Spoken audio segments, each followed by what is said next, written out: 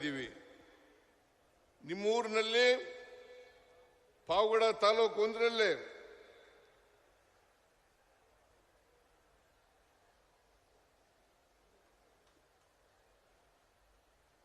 ಎಷ್ಟು ಹಳ್ಳಿಗಳಿಗೆ ಕೊಡ್ತಾ ಇರೋದು? 350 ಟ್ಯಾಂಕ್ಸ್ ಇದೆ. ಅಲ್ಲ, ಹಳ್ಳಿಗಳು ಎಷ್ಟು ಹಳ್ಳಿಗಳಿಗೆ? 270 ಹಳ್ಳಿಗಳಿಗೆ ಮತ್ತೆ ಪಾವಗಡ ಟೌನ್ಗೆ ಶುದ್ಧ ಕುಡಿಯುವ ನೀರನ್ನ ಕೊಡ್ತಾ ಇದ್ದೇವೆ. ನನಗೇನಪ್ಪ ಬಹಳ ಸಂತೋಷ ಆಗ್ತಾ ಇದೆ ಅಂತಂದ್ರೆ, ನಾನೇ ಈ ಕುಡಿಯ ನೀರಿನ ಯೋಜನೆಗೆ ಶಂಕುಸ್ಥಾಪನೆಯನ್ನ ಮಾಡದದ್ದು, ಮತ್ತೆ ನಾನೇ ಉದ್ಘಾಟನೆಯನ್ನು ಕೂಡ ಮಾಡಿದ್ದೇನೆ. ವೆಂಕಟೇಶ್ ಅವರ ಎಲೆಕ್ಷನ್ಗೆ ಬಂದಾಗ, ಪ್ರಚಾರಕ್ಕೆ ಬಂದಾಗ ನಾನು ಇದೇ ಮಾತನ್ನ ಹೇಳಿದ್ದೆ. ನಾನು ಶಂಕುಸ್ಥಾಪನೆಯನ್ನ ಮಾಡಿದ್ದೇನೆ, ನಾನೇ ಉದ್ಘಾಟನೆಯನ್ನು ಕೂಡ ಮಾಡ್ತೇನೆ ಅಂತಕ್ಕಂಥ ಮಾತುಗಳನ್ನು ಹೇಳಿದ್ದೆ. ಇವತ್ತು ಉದ್ಘಾಟನೆ ಆಗಿದೆ. ಇವತ್ತು ಉದ್ಘಾಟನೆ ಆಗಿದೆ. ಬಹುಶಃ ವೆಂಕಟೇಶ್ ಒಬ್ಬ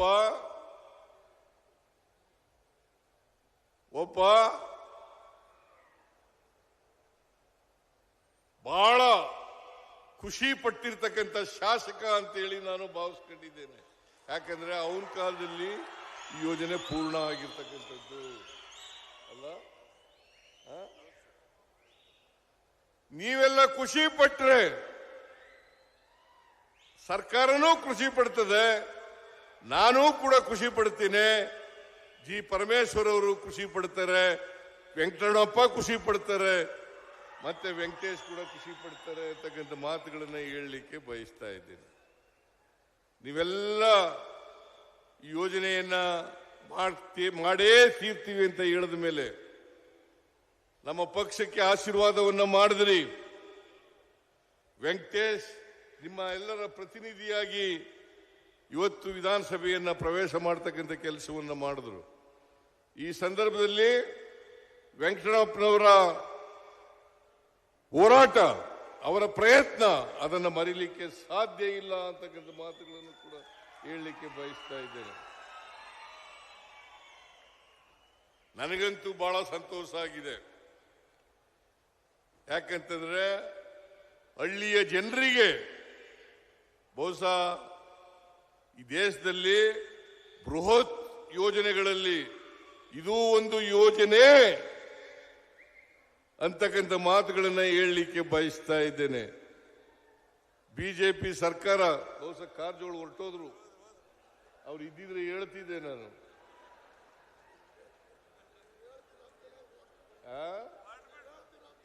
ಕಾರಜೋಳ ಅವರು ಲೋಕಸಭಾ ಸದಸ್ಯರು. ನಾನು ಕೇಳ್ತೀನಿ, ಬಿಜೆಪಿಯವರು ಯಾವತ್ತಾದ್ರೂ ಕೂಡ ಕರ್ನಾಟಕದಲ್ಲಿ ಇಂತಹ ಒಂದು ಯೋಜನೆಯನ್ನ ಮಾಡಿದ್ದಾರಾ?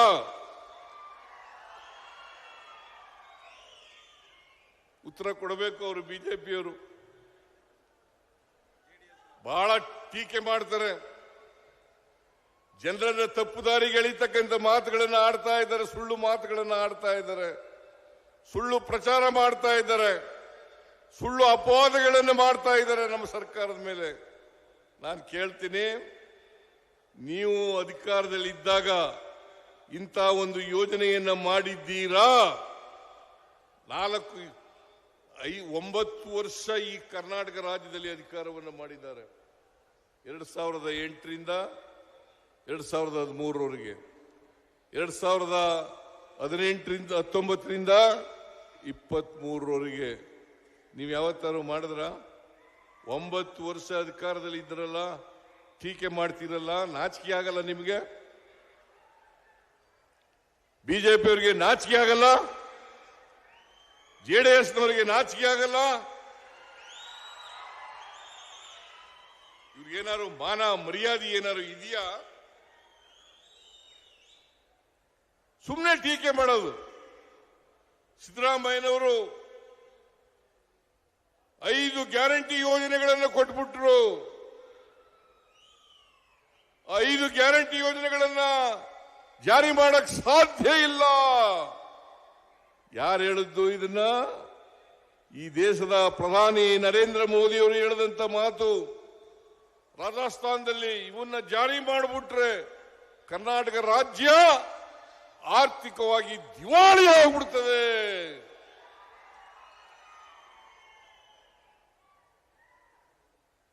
ಅಶೋಕ ಹೇಳ್ತಾನೆ, ವಿಜಯೇಂದ್ರ ಹೇಳ್ತಾರೆ, ಯಡಿಯೂರಪ್ಪ ಹೇಳ್ತಾರೆ. ನಾನು ಕೇಳ್ತೀನಿ ಅವರಿಗೆ, ನಿಮ್ಮ 4 ವರ್ಷದ ಸಾಧನೆ ಏನು? 4 ವರ್ಷ ನೀವು ಇದ್ರಲ್ಲ, ನಿಮ್ಮ ಸಾಧನೆ ಏನು? ಯಡಿಯೂರಪ್ಪನವರ ಸಾಧನೆ ಏನು? ಬಸವರಾಜ ಬೊಮ್ಮಾಯಿ ಅವರ ಸಾಧನೆ ಏನು? ಇವತ್ತು ಪಾವಗಡ ತಾಲೂಕಿನಲ್ಲಿ ವಿದ್ಯುತ್ ಉತ್ಪಾದನೆಯನ್ನು ಮಾಡ್ತಾ ಇದ್ದೀವಿ. ಸೋಲಾರ್ ಪವರ್ ಅನ್ನ ಇಡೀ ಏಷ್ಯಾದಲ್ಲೇ ನಂಬರ್ 1 ಅಲ್ವೇನ್ರಿ?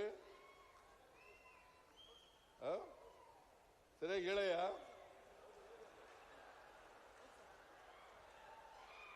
ಏಷ್ಯಾದಲ್ಲೇ ನಂಬರ್ 1. 2050 ಮೆಗಾವ್ಯಾಟ್ ವಿದ್ಯುತ್ತನ್ನ ಈಗಾಗಲೇ ಉತ್ಪಾದನೆ ಮಾಡಿ ಅದನ್ನ ಜನರಿಗೆ ಕೊಡ್ತಾ ಇದ್ದೇವೆ. 2050 ಮೆಗಾವ್ಯಾಟ್. ಈಗ ಮತ್ತೆ ಹಳ್ಳಿಗಳಲ್ಲಿ ಅಗ್ರಿಮೆಂಟ್ ಮಾಡಿಸ್ತಾ ಇದ್ದಾರೆ. ಮುಂದಿನ ಇನ್ನು 2 ತಿಂಗಳು 3 ತಿಂಗಳು 2 ತಿಂಗಳು 2400 ಮೆಗಾವ್ಯಾಟ್ ಅಲ್ಲ, 2000 ಮೆಗಾವ್ಯಾಟ್ ಈ ಕುಡಿಯ ನೀರಿನ ಯೋಜನೆ, ಸೋಲಾರ್ ಎನರ್ಜಿ ಯೋಜನೆ. ಇದು ಆದ್ಮೇಲೆ ಪಾವಗಡ ಚಿತ್ರನೇ ಬದಲಾವಣೆ ಆಗ್ಬಿಟ್ಟದೆ. ಆಗಿದೆಯಲ್ಲ, ಪಾವಗಡ ಚಿತ್ರನೇ ಬದಲಾವಣೆ ಆಗ್ಬಿಟ್ಟದೆ. ಇವತ್ತು ನಂಜುಂಡಪ್ಪನವರ ವರದಿನಲ್ಲಿ ಬಹಳ ಅತ್ಯಂತ ಹಿಂದುಳಿದ ತಾಲೂಕು ಪಾವಗಡ ಅಂತೇಳಿ ಗುರುತಿಸಲ್ಪಟ್ಟಿತ್ತು. ಅತ್ಯಂತ ಹಿಂದುಳಿದ ತಾಲೂಕು ಅಂತ ಪಡಿತು. ತುಮಕೂರಿನಲ್ಲಿ ಕೊನೆ ಸ್ಥಾನದಲ್ಲಿತ್ತು. ಇವತ್ತು ಕೊನೆ ಸ್ಥಾನದಲ್ಲಿ ಇಲ್ಲ, ಮೇಲೆ ಕೊಟ್ಟೋಗ್ಬಿಟ್ಟಿದೆ, ಮೊದಲನೇ ಸ್ಥಾನದಲ್ಲಿದೆ.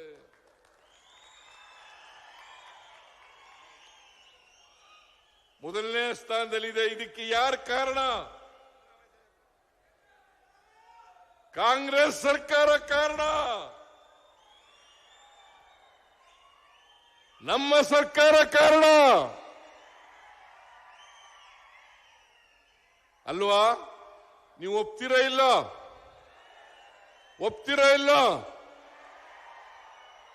ಇವತ್ತು ವೆಂಕಟೇಶ್ ಹೇಳಿದ್ರು, 10,000 5,000 ಇದ್ದಂತ 1 ಎಕರೆ ಜಮೀನು ಬೆಲೆ ಇವತ್ತು 20 ಲಕ್ಷ 25 ಲಕ್ಷ ಆಗಿದೆ. ಪಾವಗಡ ಸುತ್ತಮುತ್ತ 2 ಕೋಟಿ 2.5 ಕೋಟಿ 3 ಕೋಟಿ ರೂಪಾಯಿ ಆಗಿದೆ. ಪಾವಗಡ ಒಂದು ಬರಗಾಲ ಪೀಡಿತ ಪ್ರದೇಶ. ರಾಜಕೀಯವಾಗಿ, ಆರ್ಥಿಕವಾಗಿ, ಸಾಮಾಜಿಕವಾಗಿ ಅತ್ಯಂತ ಹಿಂದುಳಿದಿರ್ತಕ್ಕಂಥ ತಾಲೂಕು. ಏನ್ರಿ ವೆಂಕಟರಮಣಪ್ಪ, ನೀವು ಬಹಳ ವರ್ಷ MLA ಆಗಿದ್ರಿ ಅಲ್ವಾ? ನಾವು ಮಾಡಿದ್ದು ಕುಡಿಯ ನೀರು ಮಾಡಿದ್ದು, ಸೋಲಾರ್ ಪವರ್ ಮಾಡಿದ್ದು ಈ ತಾಲೂಕಿನ ಚಿತ್ರವನ್ನೇ ಬದಲಾವಣೆ ಮಾಡಿಬಿಡ್ತು. ಹೌದಲ್ಲ? ಹೌದಲ್ಲ?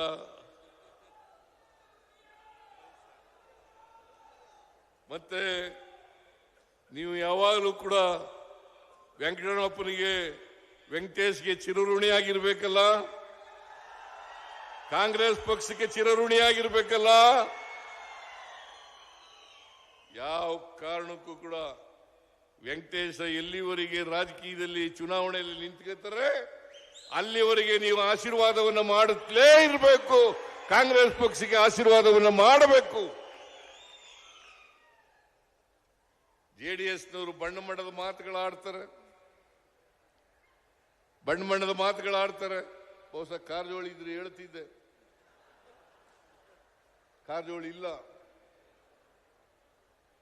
ಕರ್ನಾಟಕದಿಂದ 4.5 ಲಕ್ಷ ಕೋಟಿ ಪ್ರತಿ ವರ್ಷ ತೆರಿಗೆ ವಸೂಲು ಮಾಡಿಕೊಡ್ತಕ್ಕಂಥದ್ದು ನಾವು. ಕರ್ನಾಟಕದಿಂದ 4.5 ಲಕ್ಷ ಕೋಟಿ ಕರ್ನಾಟಕದಿಂದ ತೆರಿಗೆ ವಸೂಲು ಮಾಡಿಕೊಡ್ತಕ್ಕಂಥದ್ದು ನಾವು. ಕೇಂದ್ರ ಸರ್ಕಾರಕ್ಕೆ ಕೊಡ್ತಕ್ಕಂಥದ್ದು 4.5 ಲಕ್ಷ ಕೋಟಿ. ನಮ್ಗೆ ವಾಪಸ್ ಎಷ್ಟು ಬರ್ತದೆ ಗೊತ್ತಾ? ಬರೀ 65,000 ಕೋಟಿ.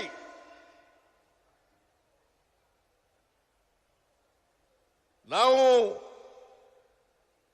ತೆರಿಗೆ ರೂಪದಲ್ಲಿ ₹1 ಕೊಟ್ರೆ ನಮಗೆ ವಾಪಸ್ ಬರ್ತಕ್ಕಂಥದ್ದು 15 ಪೈಸೆ ಮಾತ್ರ. ಈ ಕಾರಜೋಳ ಯಾವತ್ತಾರು ಕೇಳಿದಾರ? ಲೋಕಸಭೆಯಲ್ಲಿ ಕೇಳಿದಾರ? 17 ಜನರನ್ನ ಗೆಲ್ಲಿಸ್ಕೊಟ್ಟಿದ್ದೀರಿ ಕಳೆದ ಲೋಕಸಭಾ ಚುನಾವಣೆಯಲ್ಲಿ. ನಾವು 9 ಜನ ಗೆದ್ದಿದ್ದು, ಜೆಡಿಎಸ್ನವರು 2 ಗೆದ್ದಿದ್ರು, 2 ಗೆದ್ದಿದ್ದಾರೆ. ಯಾವತ್ತಾರು ಇವತ್ತು ಬಿಜೆಪಿ ಜೆಡಿಎಸ್ನವರು ಸೇರ್ಕೊಂಡ್ಬಿಟ್ಟಿದ್ದಾರೆ.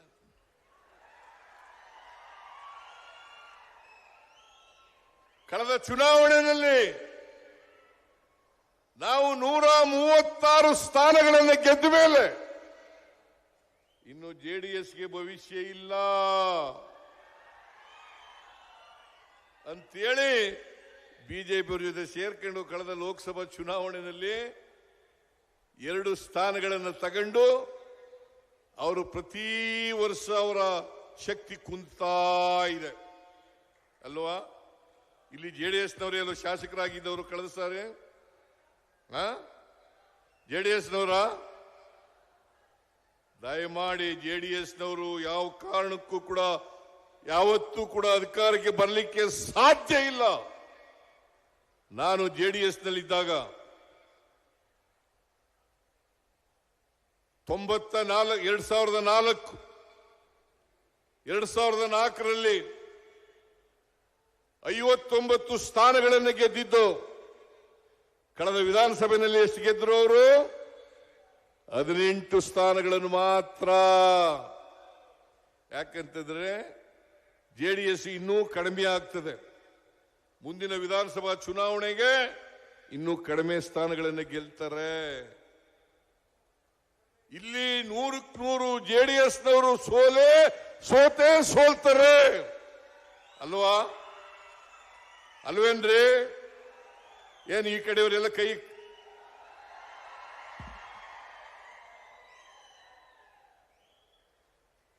ಬಿಜೆಪಿಯವರು ಜೆಡಿಎಸ್ನವರು ಇವತ್ತು ಕಂಗಾಲಾಗ್ಬಿಟ್ಟಿದ್ದಾರೆ.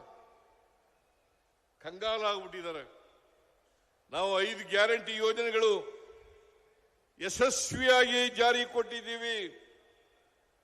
ನಾವು ಅಧಿಕಾರಕ್ಕೆ ಬಂದ ಮೇ 20 ನಾವು ಅಧಿಕಾರಕ್ಕೆ ಬಂದದ್ದು ಮೇ 20, 2023. ಜೂನ್ 11ನೇ ತಾರೀಕಿಗೆ ಜೂನ್ 23 11ನೇ ತಾರೀಕು ಜೂನ್ 23, 2023ನೇ ಇಸ್ವಿ ಜೂನ್ 11ನೇ ತಾರೀಕಿಗೆ ಶಕ್ತಿ ಯೋಜನೆಯನ್ನ ಜಾರಿ ಮಾಡಿದ್ರು.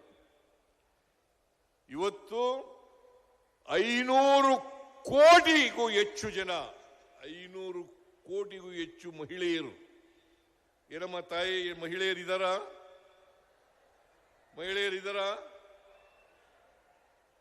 500 ಕೋಟಿಗೂ ಹೆಚ್ಚು ಮಹಿಳೆಯರು ಉಚಿತವಾಗಿ ಕೆಎಸ್ಆರ್ಟಿಸಿ ಬಸ್ನಲ್ಲಿ ಪ್ರಯಾಣ ಮಾಡಿದ್ದಾರೆ. ಉಚಿತವಾಗಿ ಮೊನ್ನೆ ಈಗ ಒಂದು ವಾರದ ಹಿಂದೆ ನಾನು 500ನೇ ಕೋಟಿ ಟಿಕೆಟ್ ಅನ್ನ ಮಹಿಳೆಗೆ ಕೊಟ್ಟೆ. ಅದರ ಮೂಲಕ 500 ಕೋಟಿ ಮಹಿಳೆಯರು ಉಚಿತವಾಗಿ KSRTC ಬಸ್ನಲ್ಲಿ ಪ್ರಯಾಣ ಮಾಡಿದ್ದಾರೆ ಅಂತಕ್ಕಂಥದನ್ನ ನಾನು ಘೋಷಣೆ ಮಾಡಿದೆ. 500 ಕೋಟಿ ಮಹಿಳೆಯರು. ಹಾಗೇನೆ ಗೃಹ ಜ್ಯೋತಿ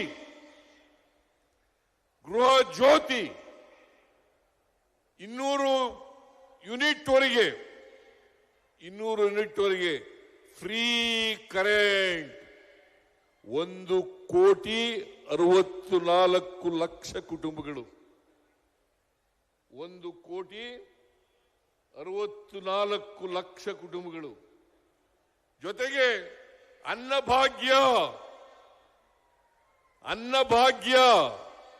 ನಾನು ಹಿಂದೆ 2013ರಿಂದ 2018ರವರೆಗೆ ಮುಖ್ಯಮಂತ್ರಿ ಆಗಿರುವಾಗ 5 ಕೆಜಿ ಅಕ್ಕಿಯನ್ನು ಫ್ರೀಯಾಗಿ ಕೊಡ್ತಾ ಇದ್ದೆ. ಆಮೇಲೆ ಅದನ್ನು ಮುಂದುವರಿಸಿದ್ರು. ಈ ಸಾರಿ ಅಧಿಕಾರಕ್ಕೆ ಬಂದ ಮೇಲೆ ಇನ್ನೂ 5 ಕೆಜಿ ಅಕ್ಕಿಯನ್ನು ಹೆಚ್ಚಾಗಿ ಕೊಟ್ಟು 10 ಕೆಜಿ ಅಕ್ಕಿಯನ್ನ ಬಡವರಿಗೆ ಕೊಡ್ತಕ್ಕಂಥ ಕೆಲಸವನ್ನ ಮಾಡ್ತಾ ಇದ್ದೀವಿ. ಹೊಟ್ಟೆ ತುಂಬ ಊಟ ಮಾಡಬೇಕು ಬಡವರು ಯಾರು ಕೂಡ ಹಸುವಿನಿಂದ ಮಲಗಬಾರದು. ಕರ್ನಾಟಕ ಹಸಿವು ಮುಕ್ತ ರಾಜ್ಯ ಆಗಬೇಕು. ಯಾವ ಕಾರಣಕ್ಕೂ ಕೂಡ ಬಡವರು ಹಸುವಿನಿಂದ ಮಲಗಬಾರದು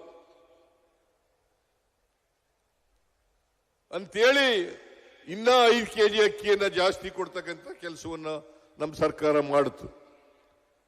ಇದು 3ನೇ ಗ್ಯಾರಂಟಿ. 4ನೇ ಗ್ಯಾರಂಟಿ ಗೃಹಲಕ್ಷ್ಮಿ. ಇಲ್ಲೆಲ್ಲ ಮಹಿಳೆಯರಿದ್ದಾರೆ. ಗೃಹಲಕ್ಷ್ಮಿ ಏನ್ರಮ್ಮ, ತಿಂಗಳಿಗೆ 2,000 ರೂಪಾಯಿ ಕೊಡ್ತಾ ಇದ್ದೀವಿ. ಇದು ಒಳ್ಳೇದಾಗಿದೆ ಕೆಟ್ಟದಾಗಿದೆ ನಿಮ್ಗೆ? 2,000 ರೂಪಾಯಿ ತಿಂಗಳಿಗೆ 1,23,00,000. 1,23,00,000 ಕುಟುಂಬಗಳಿಗೆ, ಕುಟುಂಬದ ಯಜಮಾನಿಯರಿಗೆ 2,000 ರೂಪಾಯಿ ತಿಂಗಳಿಗೆ. ನಾನು ಬೆಳಗಾಂಗೆ ಹೋಗಿದ್ದೆ. ಬೆಳಗಾಂದಲ್ಲಿ ಒಬ್ಬ ಅಜ್ಜಿ ಬಂದಿದ್ಲು. ಹೋಳಿಗೆ ತಗೊಂಡ್ಬಂದಿದ್ಲು. ಒಬ್ಬಟ್ಟು ನನಗೆ ಒಬ್ಬಟ್ಟು ಕೊಟ್ಲು, ಹೋಳಿಗೆ ಕೊಟ್ಲು. ಏನಮ್ಮ ತಾಯಿ ಅಂತ ಕೇಳಿದೆ. ನೀವು 2,000 ರೂಪಾಯಿ ಕೊಟ್ಟಿದ್ದೀರಲ್ಲ, ಆ 2,000 ರೂಪಾಯಿನೆಲ್ಲ ಉಳಿಸಿ ಇಡೀ ಊರಿಗೆ, ನಮ್ಮೂರಿಗೆ ಹೋಳಿಗೆ ಊಟ ಹಾಕಿದ್ದೇನೆ ಅಂತ ಹೇಳಿದ್ರು. ಇದರಿಂದ ಹೊಟ್ಟೆ ಉರಿಯವರಿಗೆ, ಬಿಜೆಪಿಯವರಿಗೆ, JDSನವರಿಗೆ ಹೊಟ್ಟೆ ಉರಿ ತಡ್ಕೊಳಕ್ಕಾಗಲ್ಲ.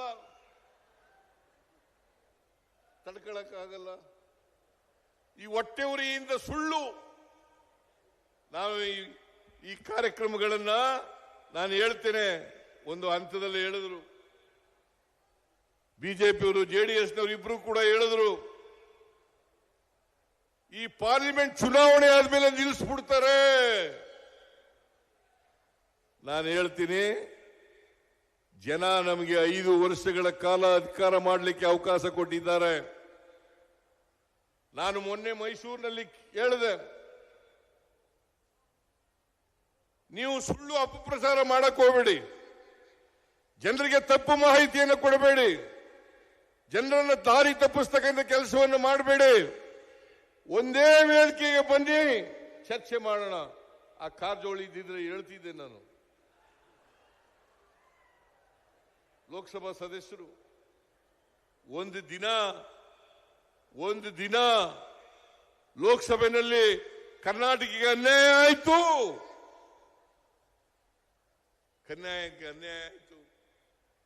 ಅಂತ ಹೇಳಲಿಲ್ಲ. ನಮಗೆ 14ನೇ ಹಣಕಾಸಿನ ಆಯೋಗದಲ್ಲಿ 4.7% ಕೊಡ್ತಾ ಇದ್ರು. 15ನೇ ಹಣಕಾಸಿನ ಆಯೋಗದಲ್ಲಿ ಹಣಕಾಸಿನ ಆಯೋಗದ 15ನೇ ಹಣಕಾಸಿನ ಆಯೋಗದಲ್ಲಿ 3.6 ಇಳಿಸಿದ್ರು. ಅಂದ್ರೆ 1.1% ಕಡಿಮೆ ಆಯಿತು.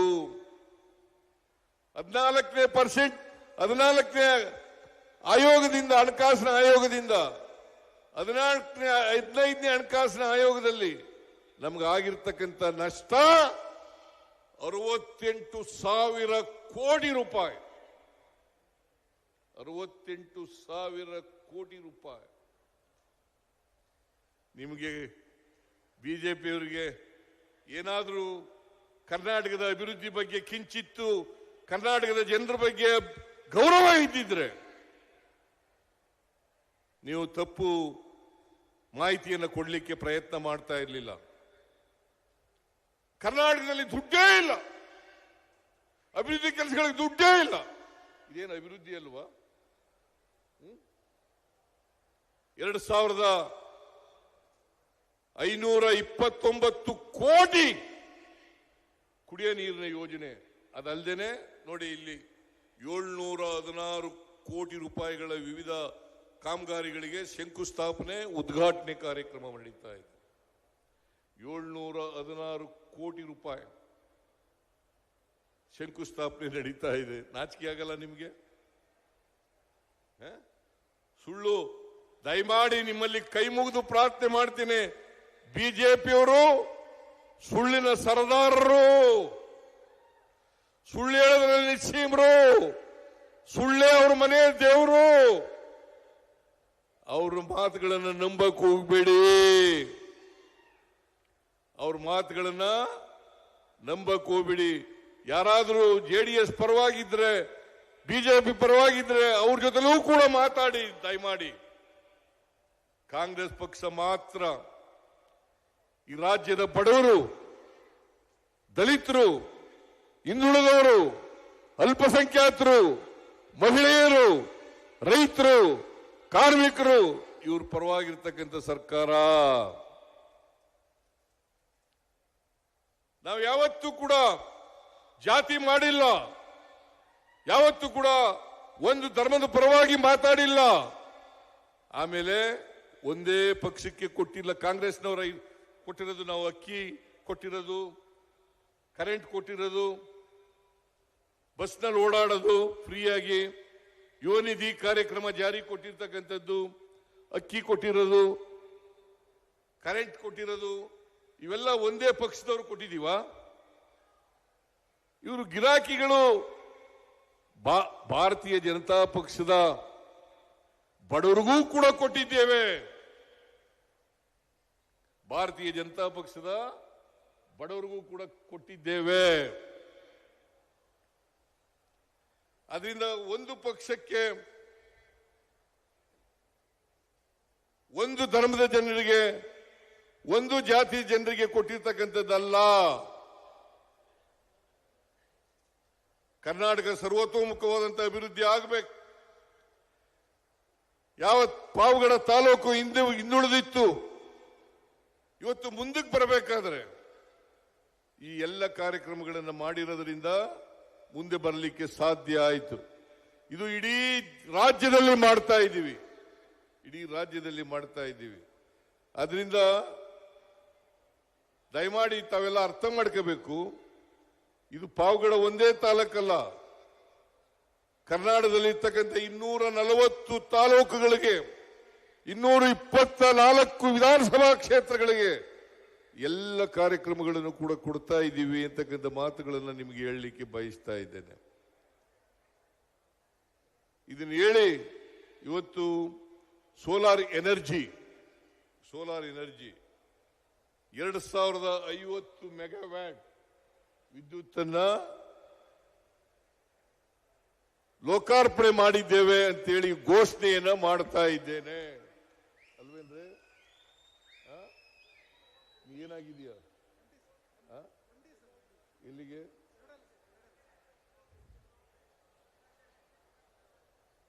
ಇದನ್ನ ಮಾಡ್ತಾ ಇದ್ದೀವಿ.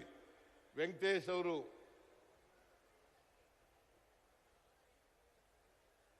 ಬಹಳ ಡಿಮ್ಯಾಂಡ್ಸ್ಗಳನ್ನ ಇಟ್ಟಿದ್ದಾರೆ. ಡಿಮ್ಯಾಂಡ್ಸ್ಗಳನ್ನ ಇಟ್ಟಿದ್ದಾರೆ. ಆ ಡಿಮ್ಯಾಂಡ್ಸ್ಗಳು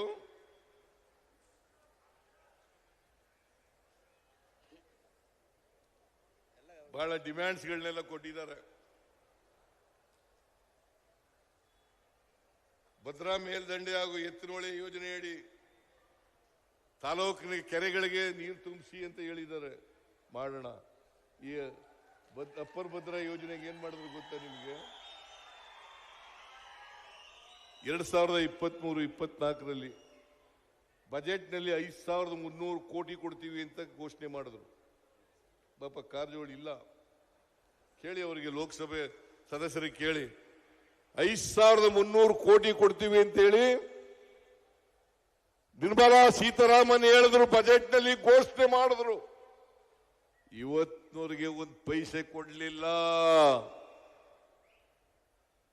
ಗೊತ್ತಾಯ್ತಾ? ಎತ್ತಿನಹೊಳೆ ಯೋಜನೆ ಇನ್ನು 2 ವರ್ಷದಲ್ಲಿ ಪೂರ್ಣಗೊಳಿಸ್ತೀವಿ. ಇವತ್ತಿನಿಂದ 2 ವರ್ಷ, 2 ವರ್ಷದಲ್ಲಿ ಪೂರ್ಣಗೊಳಿಸ್ತೀವಿ. ನಿಮ್ಮ ಕೆರೆಗಳಿಗೂ ಕೂಡ ನೀರು ತುಂಬಿಸ್ತಕ್ಕಂಥ ಕೆಲಸವನ್ನು ಮಾಡ್ತೀವಿ.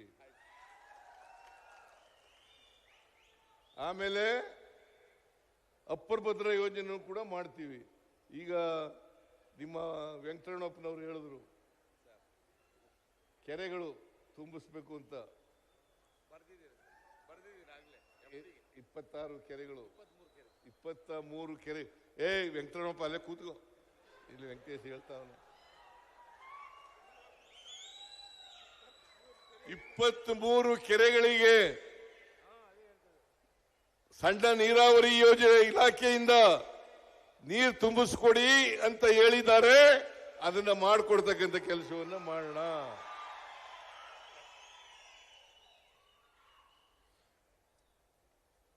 ಅವರು ಏನೇನು ಹೇಳಿದ್ದಾರೆ, ನಾವೆಲ್ಲ ಒಂದೇ ವರ್ಷದಲ್ಲಿ ಇನ್ನ 3 ವರ್ಷ ಅಧಿಕಾರದಲ್ಲಿ ಇರ್ತೀವಿ ನಾವು. ಆಮೇಲೆ ಮತ್ತೆ ನಾವು ಅಧಿಕಾರಕ್ಕೆ ಬರ್ತೀವಿ. 2028ರಲ್ಲೂ ಕೂಡ ನಾವೇ ಅಧಿಕಾರಕ್ಕೆ ಬರೋರು. ಬಿಜೆಪಿ ತಿಪ್ಪಲ್ ಹಾಕಿದ್ರು ಕೂಡ ಬರಲ್ಲ. ಅವನು ವಿಜೇಂದ್ರ ಹೇಳ್ತಾನೆ, ಒಂದೇ ವೇದಿಕೆ ಬಾರಪ್ಪ ಚರ್ಚೆ ಮಾಡೋಣ ಅಂತಂದ್ರೆ, ಚುನಾವಣೆ ಮಾಡಿ. ಜನ ನಮಗೆ ವೋಟ್ ಕೊಟ್ಟಿರೋದು 5 ವರ್ಷದವರೆಗೆ. ಜನ ನಮಗೆ ವೋಟ್ ಕೊಟ್ಟಿರೋದು ಎಷ್ಟು ವರ್ಷ? 5 ವರ್ಷದವರೆಗೆ. 2028 ಮೇ ತಿಂಗಳವರೆಗೂ ನಾವೇ ಇರ್ತೀವಿ. ನಾವು ಚುನಾವಣೆಗೆ ಎದುರ್ಕೊಳ್ಳೋರಲ್ಲ. ವಿಜಯೇಂದ್ರ, ನೀನು ನಿನ್ನ ಕುರ್ಚಿನೇ ಅಲ್ಲಾಡ್ತಾ ಇದೆ. 2028ಗೆ ನೀ ಇರ್ತೀಯ ಇಲ್ವೋ ಗೊತ್ತಿಲ್ಲ. ಇರೋದಿಲ್ಲ, ಅಧ್ಯಕ್ಷರಾಗಿ ಇರೋದಿಲ್ಲ. 2028ರಲ್ಲಿ ನಾಳೆ ಚುನಾವಣೆ ಆದ್ರೂ ಕೂಡ ನಾವು ಗೆದ್ದೇ ಗೆಲ್ತೀವಿ. ನಾಳೆ ಚುನಾವಣೆ ಆದ್ರೂ ಕೂಡ. ಆದ್ರೆ ಜನ ನಮಗೆ 2028ರವರೆಗೆ, ಮೇ ತಿಂಗಳವರೆಗೆ ಅಧಿಕಾರ ಕೊಟ್ಟಿದ್ದಾರೆ, ಆಶೀರ್ವಾದ ಮಾಡಿದ್ದಾರೆ. ಆ ಆಶೀರ್ವಾದವನ್ನು ಅದರ ಪ್ರಕಾರ ನಾವು 2028 ಮೇವರೆಗೆ ಅಧಿಕಾರದಲ್ಲಿ ಇರ್ತೇವೆ.